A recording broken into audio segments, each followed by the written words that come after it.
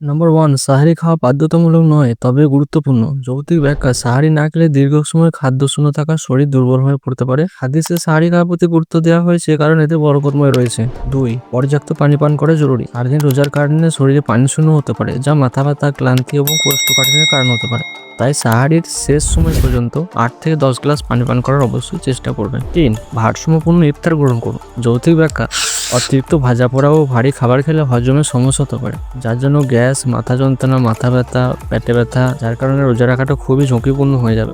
যদি ইফতার শুরু করুন, তাহলে দ্রুত পরিমাণে শক্তি যোগাতে আপনাকে সাহায্য করবে। যেমন নবী করিম সাল্লাল্লাহু আলাইহি সাল্লাম করতেন, উনি খেজুর দিয়ে ইফতার শুরু করতেন, খেজুর আর 1 গ্লাস পানি। নাম্বার 4, অতিরিক্ত চা ও কফি এড়িয়ে চলো। যৌক্তিক ব্যাখ্যা: চা, কফি ও সফট ড্রিঙ্ক বেশি পান করলে শরীর থেকে বেশি পানি বের হয়ে যায়, যার জন্য ডিহাইড্রেশন সৃষ্টি হতে পারে।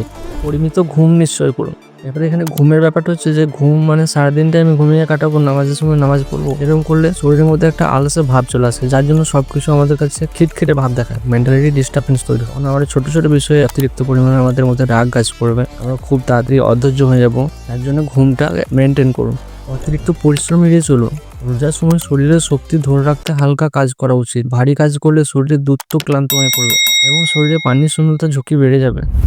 7, স্বাস্থ্যকর খাদ্যাভ্যাস বজায় রাখুন। বেশি চিনি, তেলযুক্ত খাবার গ্রহণ করলে ওজন বেড়ে যায়, যাতে হজমের সমস্যা দেখা দিতে পারে। প্রোটিন, ফাইবার ও কম ফ্যাটযুক্ত খাবার খেলে শরীরে দীর্ঘ সময় ক্ষমতা বজায় থাকে।